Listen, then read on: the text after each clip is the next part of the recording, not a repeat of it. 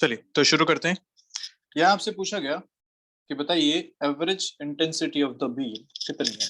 ठीक है, ये आपका क्वेश्चन है, तो अब आराम से कर पाएंगे क्या इस क्वेश्चन को। अभी हमने देखा है कितनी होती है intensity. Intensity is average energy multiplied by c. यहाँ से आप अपना इंटेंसिटी निकाल सकते हैं। एवरेज एनर्जी कैसे निकालेंगे? इलेक्ट्रिक फील्ड दे रखा है, इलेक्ट्रिक फील्ड के केस में पे लिखते हैं half epsilon naught E naught square into c. This is intensity. सारी वैल्यूज पता है, आंसर रखेंगे, आंसर बताएंगे।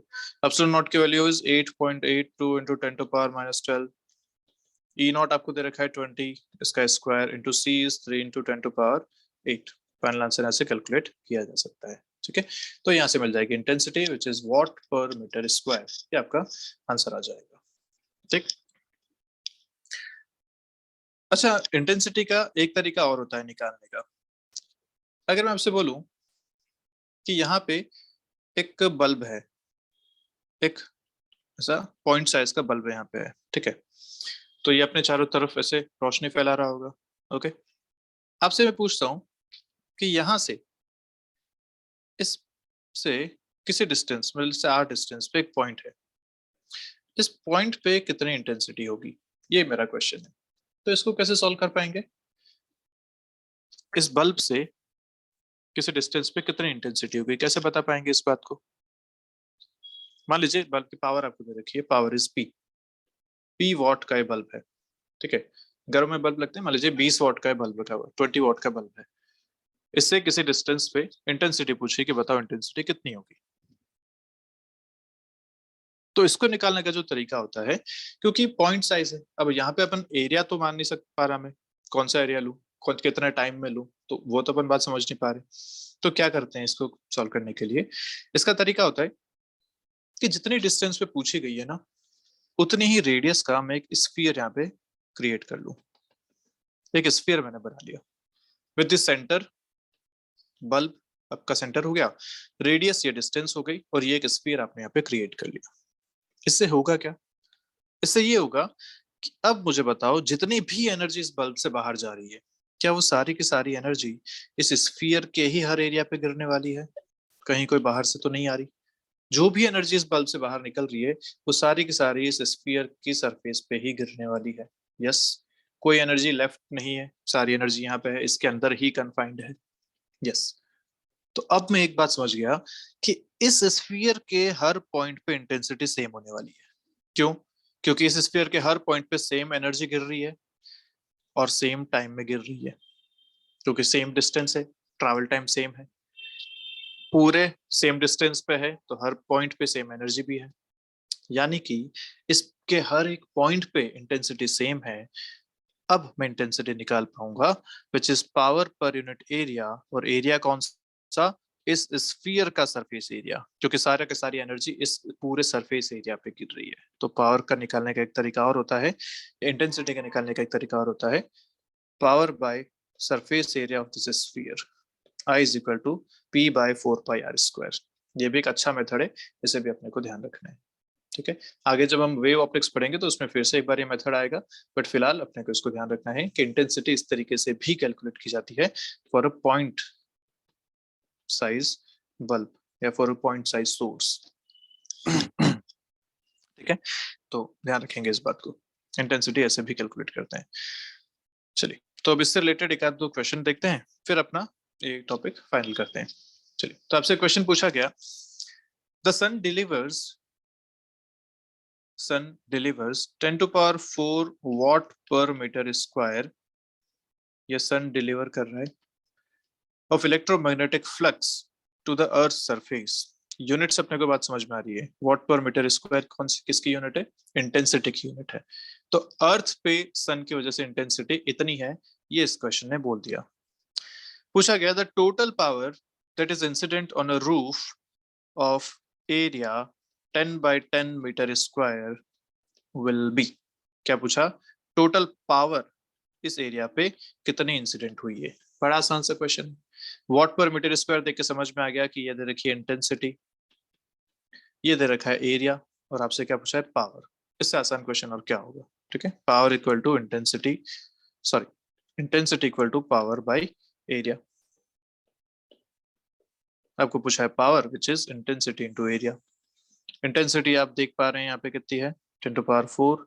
एरिया हो जाएगा 10⁴, आंसर आ जाएगा 10⁶ वॉट। This is answer. बड़ा सा आंसर क्वेश्चन। ठीक है, आगे बढ़ते हैं। क्वेश्चन बोल रखा है, जेई मेंस का क्वेश्चन है 2015 का। क्वेश्चन क्या कह रहा है, a red LED emits light at 0.1 watt uniformly around it। ठीक है, तो पावर दे रखा है 0.1 वॉट का, और एलईडी लाइट है, पॉइंट सोर्स की तरह क्रिएट कर सकते हैं। The amplitude of the electric field, क्या पूछा है, amplitude of the electric field E naught of the light at a distance of 1 metre, R कितना दे रखा है 1 metre, from the diode is. Basically यहाँ एलईडी है, ये एलईडी है, पॉइंट सोर्स है, इससे 1 मीटर डिस्टेंस पे इस पॉइंट पे इलेक्ट्रिक फील्ड की यूनिट क्या, मैक्सिमम इलेक्ट्रिक फील्ड कितना होगा, ये आपसे पूछा गया। निकालने का तरीका, अगर मैं इंटेंसिटी यहाँ निकाल लेता हूँ और इंटेंसिटी और इलेक्ट्रिक फील्ड को कनेक्ट करना हम जानते हैं, अपना आंसर यहाँ से मिलेगा। ठीक है, तो इंटेंसिटी कितनी हो जाएगी, intensity is power bye 4πr²। अभी हमने देखा पॉइंट सोर्स के केस में। और ये इंटेंसिटी किसके बराबर होती है, तो होती है energy density multiplied by c के। एनर्जी डेंसिटी कितनी होती है, 1/2 epsilon naught E naught square into c, और equal to P bye 4πr²। ये आपकी पूरी इक्वेशन बन जाएगी। यहाँ पे एक ही अननोन है ई नॉट, बाकी सब पता है। पावर दे रखी है ऑलरेडी 0.1 वॉट, रेडियस दे रखी है 1 मीटर, एप्सिलॉन नॉट कांस्टेंट है, सी कांस्टेंट है, 4π कांस्टेंट है, यहाँ से आपको ई नॉट मिल जाएगा।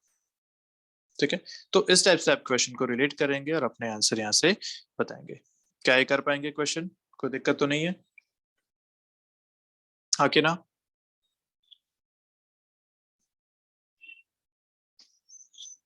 बोलो बोलो, कर पाएंगे इस टाइप के क्वेश्चन, इंटेंसिटी और पावर? ठीक, नाइस। चलिए तो आगे बढ़ते हैं। कुछ छोटी छोटी सी बातें हैं। एक बात आती है मोमेंटम की, मोमेंटम ऑफ इलेक्ट्रोमैग्नेटिक वेव। इसको आप बहुत अच्छे से तब समझ पाएंगे जब अपन मॉडर्न फिजिक्स में डी ब्रोगली हाइपोथेसिस पढ़ेंगे। आपने शायद केमिस्ट्री में भी पढ़ा हो, पढ़ा है क्या डी ब्रोगली हाइपोथेसिस, केमिस्ट्री में कहीं आया ये नाम? यस सर, आया ओके, था। ठीक है ठीक है, तब तो ठीक है। डी ब्रोगली हाइपोथेसिस में आपने पढ़ा होगा कि डी ब्रोगली वेवलेंथ एक होती है जिसको लिखा जाता है h बाई मोमेंटम से, है ना, या मोमेंटम यहाँ से लिखा जा सकता है h बाई लैम्डा के बराबर। अगर आपने पढ़ा है तो ऐसा लिखा जा सकता है। So momentum equal to h by lambda, ये वहां पे आता है अपने पास। ठीक है, तो ये क्या रिलेट करता है भाई, मोमेंटम तो क्या लिख पढ़ा था आपने बचपन से, मास इनटू वेलोसिटी। अब ये तो इलेक्ट्रोमैग्नेटिक वेव है, इसके पास मास तो कुछ है नहीं। तो डी ब्रोगली हाइपोथेसिस इन दो बातों को रिलेट करता है कि क्या एक पार्टिकल को एक वेव की तरह ट्रीट किया जा सकता है, पहली बात, या क्या एक वेव को एक पार्टिकल की तरह ट्रीट किया जा सकता है। ये दो बातें, इनको रिलेट करता है डी ब्रोगली हाइपोथेसिस। ठीक है, पार्टिकल और वेव नेचर को आपस में रिलेट करने वाली चीज है डी ब्रोगली हाइपोथेसिस। तो मोमेंटम तो हो गया पार्टिकल नेचर, और लैम्डा वेवलेंथ हो गया वेव नेचर। इन दोनों को इसने रिलेट किया इस तरीके से, lambda equal to h by p या p is equal to h by lambda. तो इलेक्ट्रोमैग्नेटिक वेव के मोमेंटम की अगर बात करें तो उसको लिखा जाता है एच बाई लैम्डा से। ठीक है, और इसको अगर अपने को और लिखना है तो अपन इसको लिख सकते हैं, जो एनर्जी होती है टोटल एनर्जी वो कितनी होती है, तो भाई आपने पढ़ा था c is equal to f lambda, या speed equal to f lambda, हमने शुरू में बात की थी, frequency into wavelength is speed, c equal to f lambda. अगर ऐसा है तो आप यहाँ से एनर्जी भी लिख सकते हैं, energy is h c by lambda या एच एफ, सारी बात ऑलरेडी कर चुके हैं, h c by lambda. Chemistry में आपने ये सब पढ़ा ही होगा, नहीं तो अपन मॉडर्न फिजिक्स में आगे चल के पढ़ेंगे। एच सी बाय लैम्डा या h F is the energy. अगर मैं इस एनर्जी को यहाँ पे पुट करता हूँ तो देखो एच बाई लैम्डा यहाँ पे बन रहा है मेरे पास, h by lambda is u by c, this is h by lambda. इस एच बाई लैम्डा को यहाँ पुट करूँ तो मेरे पास मोमेंटम बनता है यू बाई सी के बराबर।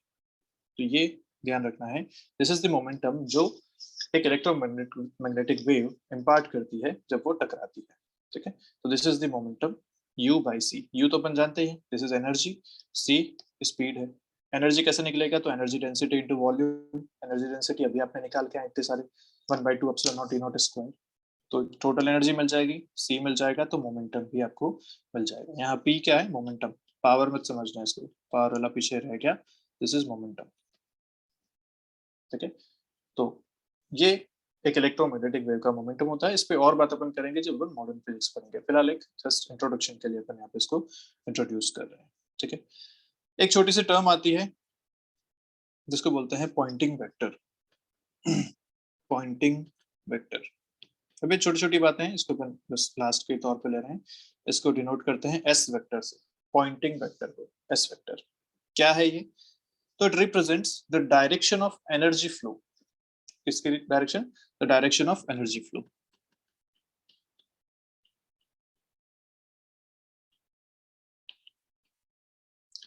पर unit area, per unit time. Direction of energy flow per unit area per unit time along the direction of wave propagation। ये होता है पॉइंटिंग वेक्टर, ठीक है। जैसे आपने बोला कि अगर वेव इस डायरेक्शन में जा रही है, तो आपने बोला कि इलेक्ट्रिक फील्ड कुछ ऐसे वेरी करेगा और मैग्नेटिक फील्ड इसके परपेंडिकुलर वेरी करेगा, ऐसा यहाँ पे इस तरीके से वेरी करेगा, ये इस डायरेक्शन में होगा, जबकि इलेक्ट्रिक फील्ड वाई डायरेक्शन में होगा। तो ये क्या रिप्रेजेंट कर रहा है, ये रिप्रेजेंट कर रहा है कि कितनी एनर्जी कितने एरिया पे कितने टाइम में किस डायरेक्शन में ट्रैवल कर रही है। ऑब्वियसली एनर्जी डायरेक्शन का जो एनर्जी ट्रैवल करने की जो डायरेक्शन होती है वो अलोंग द वेलोसिटी होती है। जिधर वेव आगे बढ़ रही है उस साथ में एनर्जी भी आगे चल रही है। तो direction of velocity same as direction of energy propagation. कैसे दिया जाता है इस एस वेक्टर को, तो एस वेक्टर को लिखने का तरीका होता है 1/μ0 E क्रॉस B। इसका अपने ध्यान रखेंगे, 1/μ0 E cross B। This is the Poynting vector. इसको एज इट इज अपने को ध्यान रखना है, 1/μ0 E cross B is the Poynting vector, ठीक है। तो ये आपका सारी बातें हो गई हैं, जो भी अपन इस पूरे चैप्टर में पढ़ सकते थे वो सारा यहाँ पे क्लियर हो चुका है। अब मैं आपको जल्दी से एक बार फॉर्मूला बता देता हूँ अपन ने क्या क्या पढ़े। पहला फॉर्मूला अपन ने पढ़ा अभी एनर्जी डेंसिटी का, क्या पढ़ा था, 1/2 epsilon naught E naught square या 1/2 B naught square by mu naught. ये था एनर्जी, टोटल एनर्जी डेंसिटी। अगर इंडिविजुअल पूछेंगे तो 1/4 हो जाएगी, अपन जानते हैं इस बात को। इंडिविजुअल इलेक्ट्रिक फील्ड की पूछेंगे तो u/2 which is 1/4 epsilon naught E naught square. अगर इंडिविजुअल मैग्नेटिक फील्ड की पूछेंगे तो भी हो जाएगी u/2 1/4 B naught square by mu naught, ये हो जाएंगी, ठीक है। एनर्जी ये क्या है, total energy per unit volume, इसको ध्यान रखना। एनर्जी डेंसिटी ये है। फिर आपने पढ़ा इंटेंसिटी, क्या पढ़ा इंटेंसिटी के बारे में, intensity is total energy per unit area per unit time. क्या आया था इसका answer, energy density multiplied by c, या फिर एनर्जी डेंसिटी को लिख सकते हैं half epsilon naught E naught square into c. ये इंटेंसिटी का रिलेशन आया था आपके पास। Intensity is power by area, ये तो अपन जानते ही हैं। Intensity is power by area. फिर आपने बात करी मोमेंटम की, ये पी क्या है, मोमेंटम। मोमेंटम को क्या लिखा आपने, h बाय लैम्डा, पर यहाँ पे ये क्या हो गया, u/c। u यहाँ क्या था, टोटल एनर्जी, ये हो गया मोमेंटम। और लास्ट आपने अभी पढ़ा Poynting vector S vector which is 1/μ0 E cross B, 1/μ0 E cross B। ये आपके आगे सारे फॉर्मूलाज जो अपन ने आज पढ़े, ठीक है। तो इसके साथ ही आपका ये चैप्टर खत्म होता है। और इसमें जो लास्ट वाली बात थी ये मोमेंटम वाली, ये अपन फिर से एक बार मॉडर्न फिजिक्स में पढ़ेंगे, डी ब्रोगली हाइपोथेसिस में, जब बात करेंगे अपन ड्यूअल नेचर की। तो ठीक है, आज की क्लास यही खत्म करते हैं, बात तब शुरू करेंगे ऑप्टिक्स से अपन नेक्स्ट क्लास से, ठीक है। तो आपको कोई डाउट है तो पूछ सकते हैं, अदरवाइज क्लास खत्म करें फिर। कोई डाउट है आज का? चलिए, ठीक है। तो मिलते हैं आपसे, बाय बाय।